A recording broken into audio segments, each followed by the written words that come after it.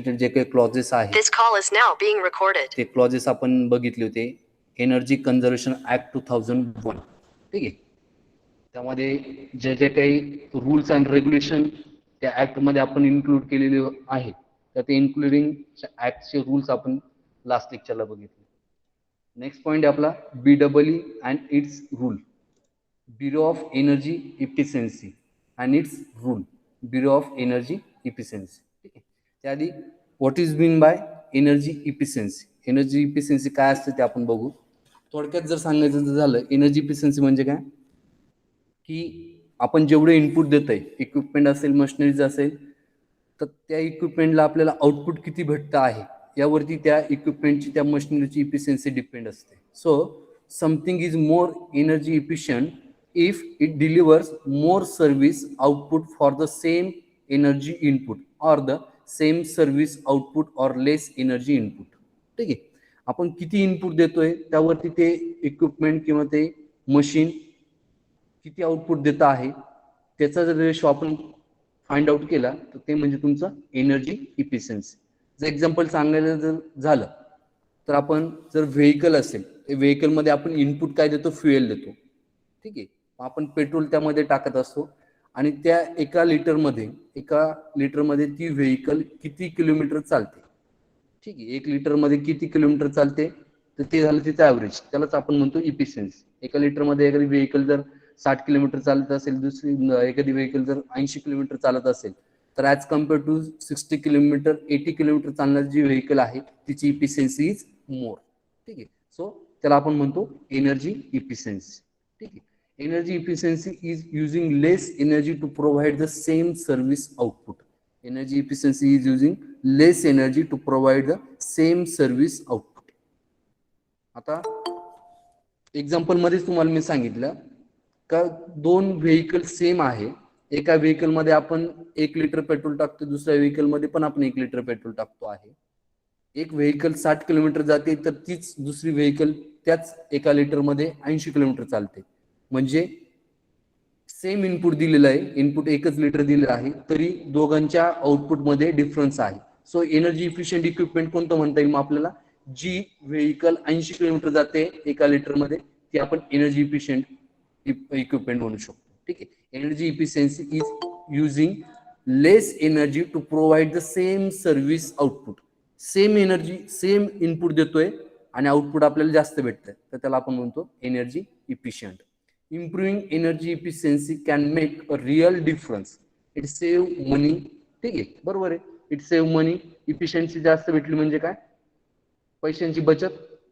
Reduce carbon emission, जे काही pollution होतं इक्विपमेंट असेल मशिनरीज असतील बॉयलर असेल अल्टरनेटर असेल काही इलेक्ट्रिकल इक्विपमेंट असेल किंवा एखादी मशीन्स असेल त्यामध्ये जे काही पोल्युशन आपण म्हणतो तर गॅसेस फॉर्म मधलं जे आउटपुट आहे ते रिड्यूस कार्बन इमिशन. इफिशियन्सी चांगली देते म्हणजे लॉसेस कमी. ठीक आहे, and decrease your country dependence on foreign energy supplies. ठीक आहे, मग याचा इम्पॅक्ट काय होतो आपल्याला जर थर्मल पॉवर प्लांट आहे. ठीक आहे, थर्मल पॉवर प्लांट मध्ये आपण 4000 टन कोळसा जाळतो आहे बर्न करतो आहे आणि त्यापासून आपल्याला 10 मेगावॅट एनर्जी एवढी इलेक्ट्रिसिटी आपण जनरेट करतोय. 4000 टन कोळसा जाळून किती 10 मेगावॅट फॉर एक्झाम्पल. सो जर अशीच इफिशियन्सी म्हणजे नियर अबाउट त्याची जर इफिशियन्सी आपण जर कॅल्क्युलेट केली 27 to 30% इफिशियन्सी आपल्याला थर्मल पॉवर प्लांट. एवढी कमी इफिशियन्सी जर आपल्याला तेवढं इनपुट देऊन जर भेटत असेल तर आपल्याला फॉरेन कंट्रीमध्ये म्हणजे कोल आपण जो काय आहे तो आयात करत असतो म्हणजे आपल्याला डिपेंड राहावं लागतं दुसऱ्या कंट्रीवर. ठीक आहे, त्यानंतर नेक्स्ट पॉइंट आहे ब्युरो ऑफ एनर्जी इफिशियन्सी. तर ही जी काही ब्युरो ऑफ एनर्जी इफिशियन्सी आपण ज्याला BEE म्हणतो तर ते फॉर्म करण्यामागचं रिझन काय किंवा ब्युरो ऑफ एनर्जी इफिशियन्सी नेमकं आहे तरी ते आपण बघणार आहोत. Bureau of energy efficiency setup by government of India. Government of इंडियाने ही BEE जी आहे ब्युरो ऑफ एनर्जी इफिशियन्सी ती सेट केलेली आहे. It help developing policy and strategies related to the construction in different sectors.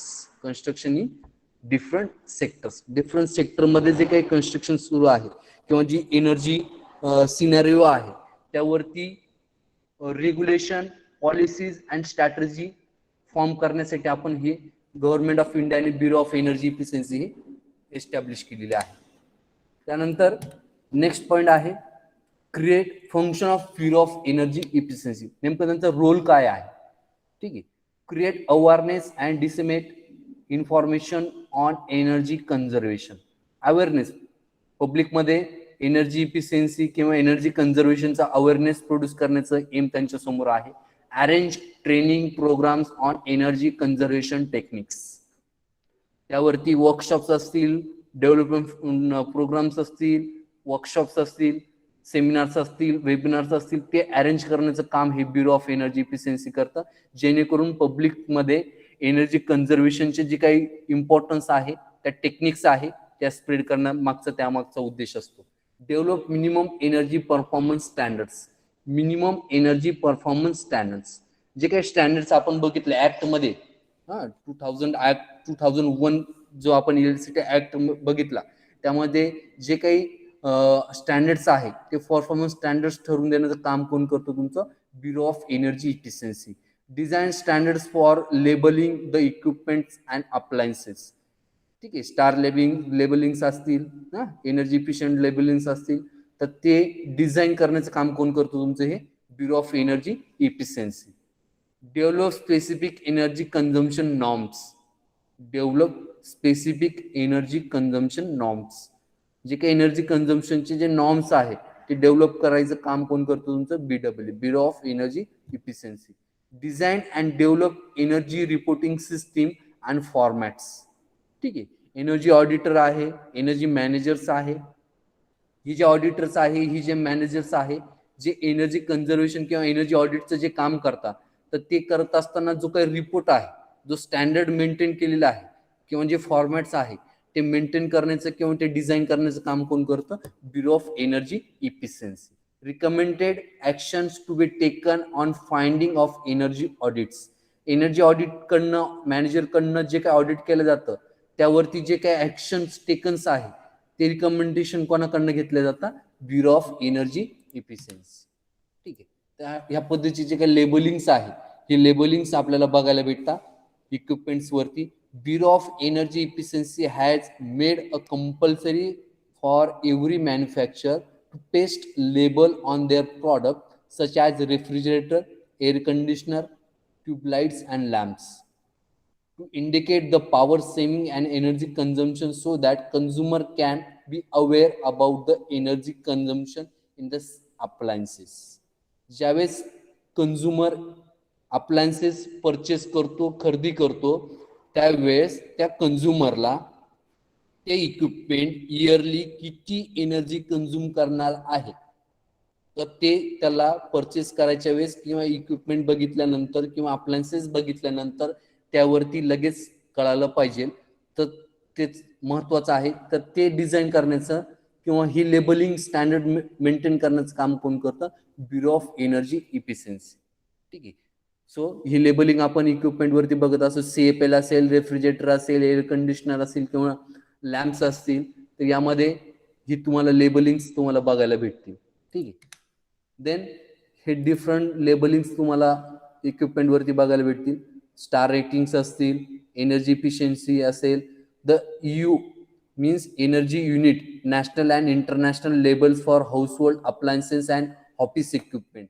Household appliances, refrigerator, air conditioner, oven असेल, TV असेल, LED असेल. ठीक आहे. CFL म्हणजे लॅम्प्स वगैरे असतील, तर ते हाऊसहोल्ड इक्विपमेंट असतील किंवा ऑफिस इक्विपमेंट मध्ये तुमचं डिफरंट इक्विपमेंट असतात. AC असेल किंवा मॉनिटर्स असतील. ऑफिस इक्विपमेंट आणि हाऊसहोल्ड अप्लायन्सेस वरती हे लेबलिंग करणं हे कंपल्सरी केलेलं आहे under the guidance of BEE, bureau of energy efficiency. ठीक आहे. असे लेबलिंग्स असतात. Then the next part is energy sources. Different energy sources कुठकुठले आहे माहित आहे की कन्व्हेन्शनल आणि नॉन कन्व्हेन्शनल हे आपले एनर्जी सोर्सेस आहे. Fossil fuel, coal, oil, gas, water आहे, न्यूक्लिअर फ्युएल आहे, त्यामध्ये तुमचं युरेनियम आणि थोरियम येतो. सोलर एनर्जी आहे, sunrays. Then tidal energy, wind energy, wind pressure, sea waves energy, ज्याला आपण टायडल पण म्हणतो. Geothermal energy, energy from biomass and biogas, हे तुमचे डिफरंट एनर्जी सोर्सेस आहे. त्यामध्ये प्रायमरी आणि सेकंडरी एनर्जी सोर्सेस. ठीक आहे. Source, extraction, processing, primary energy. ठीक आहे. Coal, hydro, nuclear, natural gas, petroleum, त्यापासून आपण इलेक्ट्रिसिटी जनरेट करत असतो. फॉर एक्झाम्पल कोल असेल, open or deep mines, grading coal. ठीक आहे. त्यानंतर एनर्जी स्टीम, तिचं कन्व्हर्जन आपण स्टीम मध्ये करतो. ठीक आहे. कोल बर्न करून आपण त्यापासून हीट एनर्जी जनरेट करतो आणि ती हीट एनर्जी आपण स्टीम मध्ये कन्व्हर्जन करण्यासाठी युटिलाइज करतो. ठीक आहे ना. थर्मल पॉवर प्लांट मध्ये तुम्ही जर बघितलं तर कोल बर्न करून बॉयलर मध्ये कोल बर्न करतो, त्यापासून आपण हीट जनरेट करतो. ती हीट आपण वॉटर, बाय युझिंग वॉटर, तिचं कन्व्हर्जन आपण स्टीम मध्ये करतो आणि ती तयार झालेली स्टीम आपण देतो स्टीम टर्बाईनला. आणि तुमचा स्टीम टर्बाईन आणि अल्टरनेटर शाफ्ट हा कपल असतो. अल्टरनेटर मेकॅनिकल एनर्जीचं कन्व्हर्जन इलेक्ट्रिकल एनर्जी मध्ये करतो. So primary and secondary energy sources. Then commercial and non-commercial energy. Commercial energy is energy available at price. For example, electricity, coal, lignite, oil and natural gas. हे तुमचे झाले commercial energy sources. Non commercial energy sources कुठकुठले आहे? Firewood, cattle, then agriculture waste, solar energy, animal power, wind energy. हे झाले तुमचे non commercial energy sources. Renewable and non renewable energy sources. Renewable energy sources मध्ये कुठले येतात? जे energy sources आपण रिन्यू करू शकतो, रियूज करू शकतो, ते झाले तुमचे renewable energy sources. For example biomass, solar, water, wind, geothermal, हे झाले तुमचे renewable energy sources. Non renewable मध्ये न्यूक्लिअर असेल, ऑइल असेल, नॅचरल गॅस असेल, कोल असेल, एलपीजी असेल, डिझेल, पेट्रोल, हे तुमचे झाले non conventional energy sources. So bureau of energy efficiency कळालंय? ब्युरो ऑफ एनर्जी इफिशियन्सी काय आहे आणि ते त्यांचं फंक्शन काय आहे कळालंय? Yes sir. Okay. Then next point is मेडा. मेडा म्हणजे काय माहिती आहे कोणाला? मेडा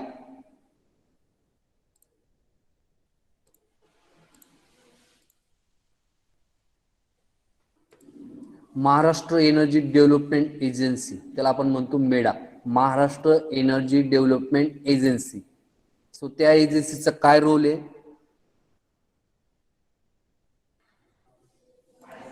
हा आपला सिलेबसचाच पॉइंट आहे.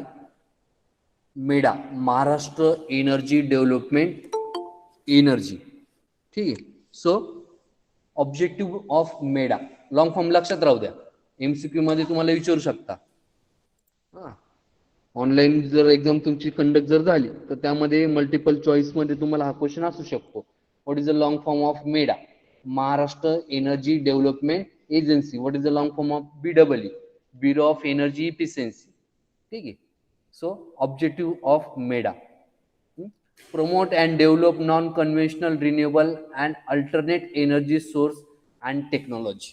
ज्या पद्धतीने आपण नॉन कन्व्हेन्शनल एनर्जी सोर्सेस आपण युटिलाइज करतो आहे किंवा यूज करतो आहे, त्याचं कन्झम्पशन किंवा त्याचं युटिलायझेशन कमी करून रिन्युएबल एनर्जी सोर्सेस कडे आपण फोकस करत असतो. So promote and develop non conventional, renewable, ज्यामध्ये सोलर असेल, विंड असेल, बायोमास असेल, अल्टरनेट एनर्जी सोर्सेस, ज्यापासून आपण ई व्हेकल्स असतील, तर त्याला प्रमोट करण्याचं काम कोण करतं?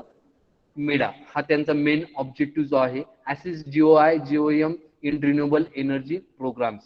जास्त करून जे काही रिन्युएबल एनर्जी प्रोग्राम्स आहे किंवा energy renewable energy sources use करण्याचे जे काही टार्गेट आहे, तो त्यांचा मेन ऑब्जेक्टिव्ह आहे मेडाचा, महाराष्ट्र एनर्जी डेव्हलपमेंट एनर्जी किंवा एजन्सी. ठीक आहे. Install monostation projects. For example solar plants असतील, विंड प्लांट्स असतील, ते इन्स्टॉल करण्याचं काम करतं. Power project based on renewable energy, त्याला प्रमोट करणं, रिन्युएबल एनर्जी सोर्सला किंवा त्या प्रोजेक्टला प्रमोट करण्याचं काम तुमचं मेडा करत असतं. Rural electrification through renewable energy sources. Remote villages, सिटीपासनं कुठेतरी लांब एखादं गाव असेल, ज्याला आपण रुरल एरिया म्हणतो, तर रिमोट विलेजेस पर्यंत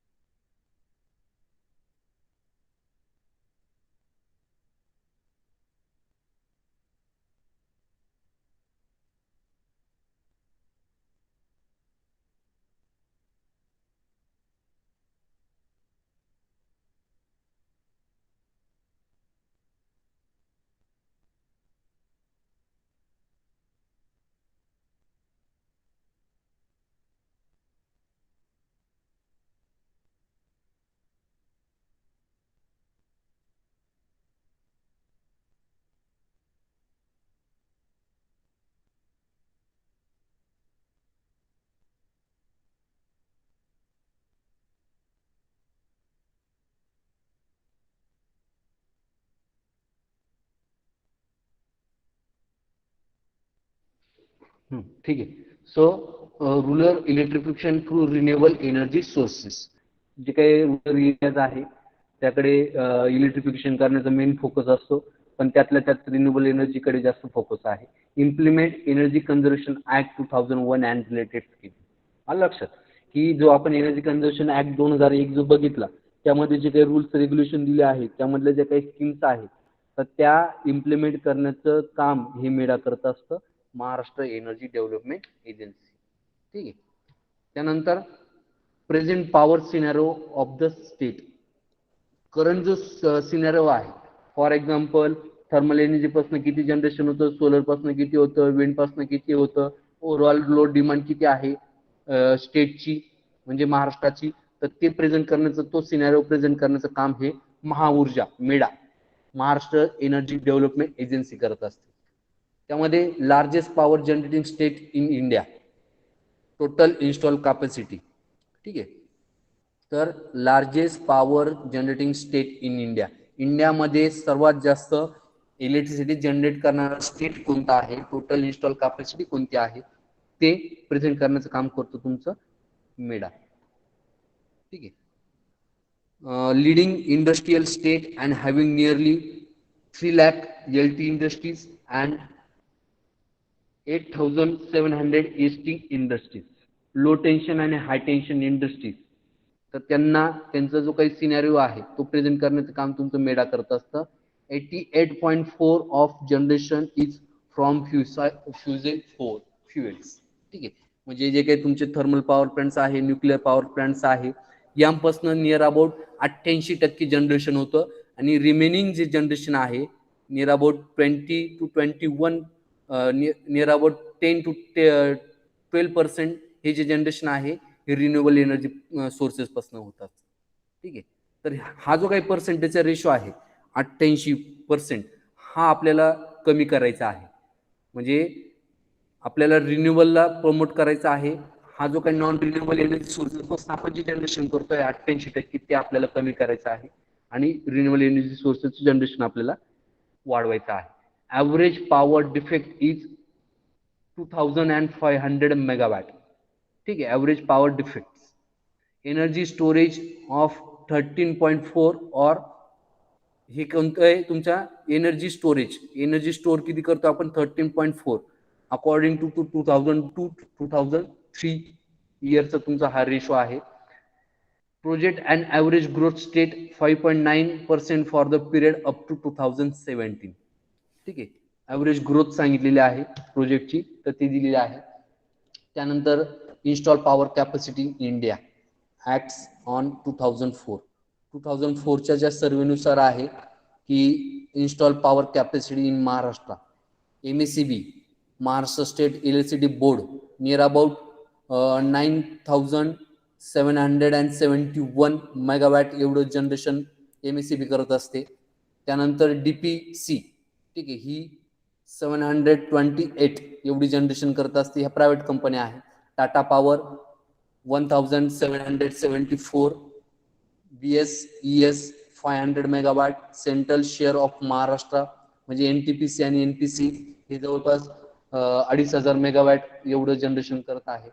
नॉन कन्व्हेन्शनल एनर्जी सोर्सेसचं किती जनरेशन आहे, विंड पासनं पोटेन्शियल इन महाराष्ट्र आणि इन्स्टॉल कॅपॅसिटी एवढं आपण जनरेशन करू शकतो. पोटेन्शियल म्हणजे एवढं आपण करू शकतो 3,650, पण ऍक्च्युली आपण फक्त आता करतो आहे 400 मेगावॅट.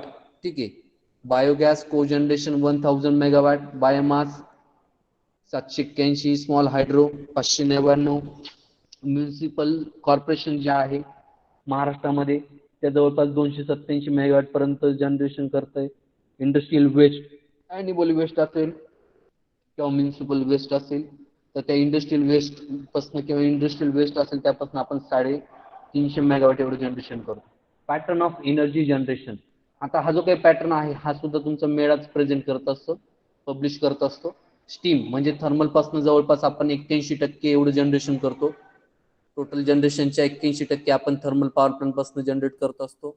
हायड्रोपासून 8.64%, नियर अबाउट 9% हे आपण हायड्रोपासून रिन्युएबलचा जर रेशो बघायला गेलं तर फक्त 0.16% एवढं आपण जनरेशन हे रिन्युएबल एनर्जी सोर्स पासून करत असतो. न्यूक्लिअर पासून 1.81% आहे, त्यानंतर गॅस पासून 5.8 आहे आणि अदर जे काही फ्युएल्स आहेत त्यापासून आपण 2% एवढं जनरेशन करतो. पूर्ण जे जनरेशन आहे त्याचं जर सिनारिओ बघायला गेलं तर सर्वात जास्त जनरेशन हे आपण थर्मल एनर्जी पासून करत असतो. स्टीम एनर्जी 81% नियर अबाउट एवढं जनरेशन आपण थर्मल पॉवर प्लांट पासून करत असतो.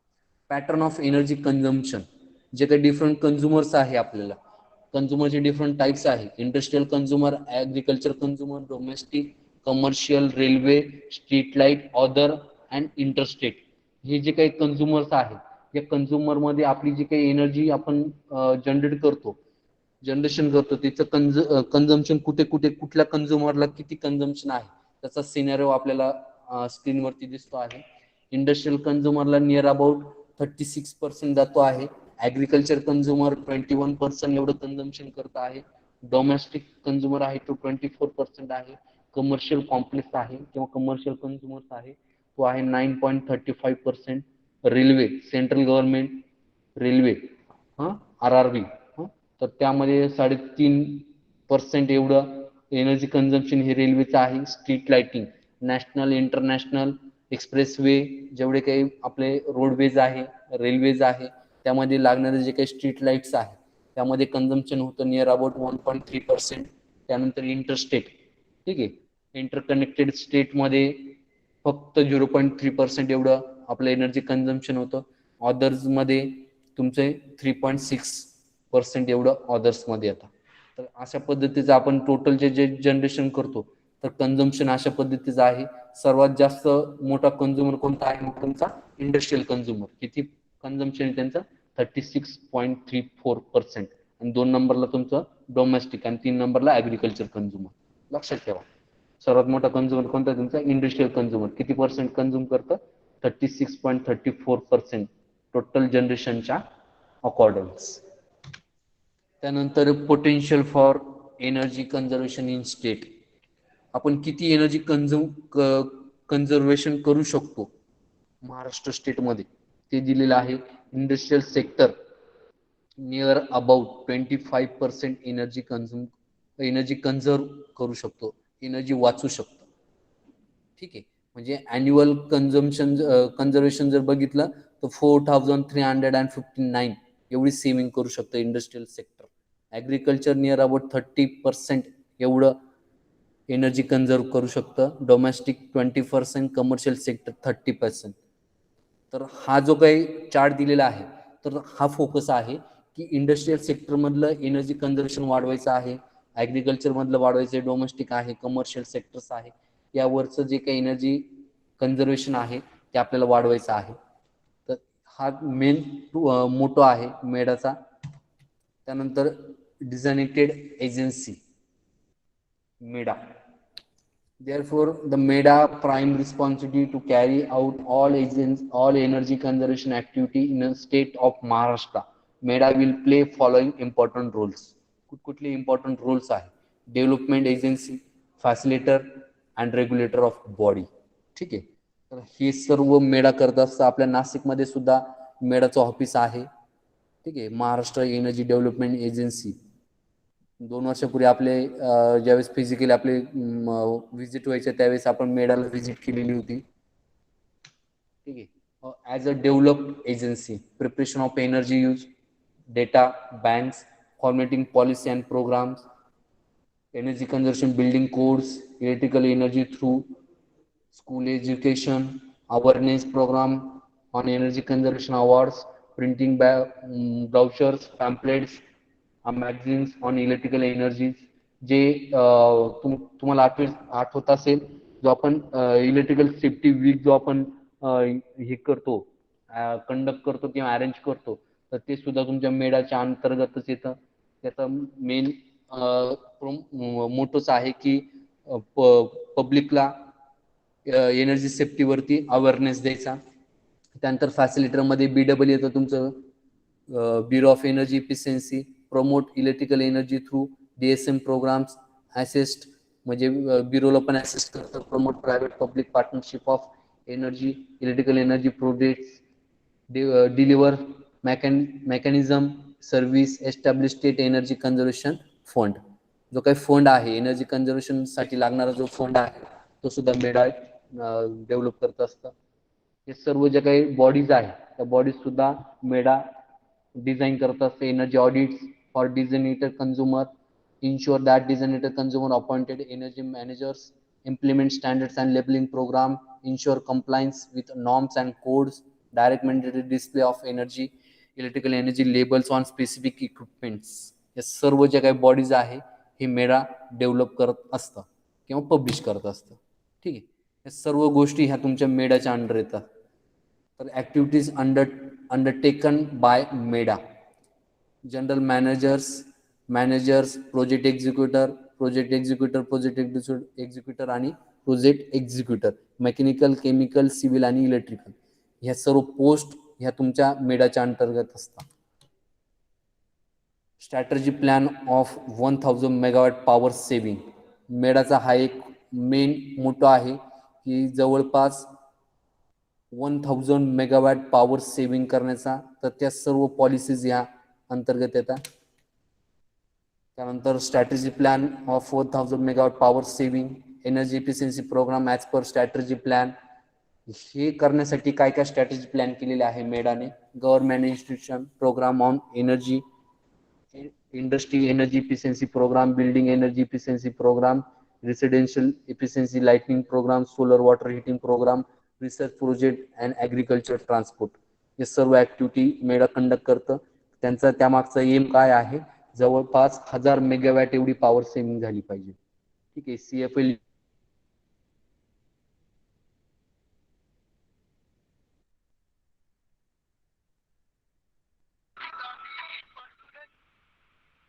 तर electrical energy, electronic ballast, residential efficient lighting programme, different sensors आहे, तर water heating and gas heater. हे सर्व करण्यामागचा एकच फोकस आहे, एनर्जी सेव्हिंग, एनर्जी कन्झर्वेशन. त्याचा इम्पॅक्ट काय आहे, त्यांचा मूळ काय त्यामागचा की नियर अबाउट 1000 मेगावॅट एवढं पॉवर सेव्हिंग झालं पाहिजे. हा त्यामागचा मोटो आहे. ठीक आहे, त्यानंतर strategy plan, same preparation of data banks. त्यानंतर awareness programme, identify and training local service provider, formation of district energy conservation committees. यामध्ये काय काय आपण सेव्ह करू शकतो, एनर्जी सेव्ह करू शकतो ते दिलेलं आहे चार्टमध्ये. CFL, energy efficient tubes, energy efficient Motors, efficient pumps and fans, variable speed drives, installation of VAR system, power factory improvement, time of the day tariff, solar water heaters, gas heater, fuel substation. या सर्व गोष्टी आपण utilise करून आपण power save करू शकतो. Domestic मध्ये, commercial मध्ये, ST इंडस्ट्रीज असेल, लो टेन्शन इंडस्ट्री असेल त्यामध्ये. या सर्व स्ट्रॅटेजी दिलेल्या आहे टेबलमध्ये. या स्ट्रॅटेजीचा स्क्रीनशॉट काढायचा तर काढून घ्या. State level awards for energy conservation.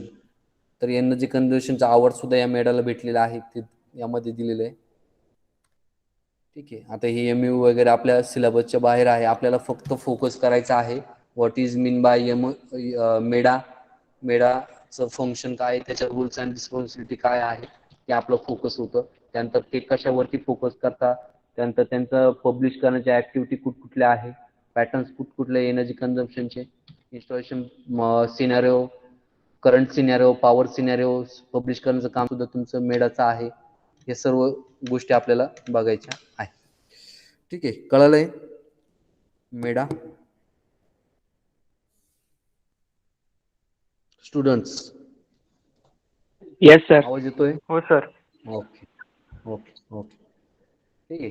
So ह्या युनिट मधला, युनिट नंबर फर्स्ट मधला energy conservation, energy conservation on basics. हा जो काही आपला फर्स्ट युनिट आहे त्या युनिट मधला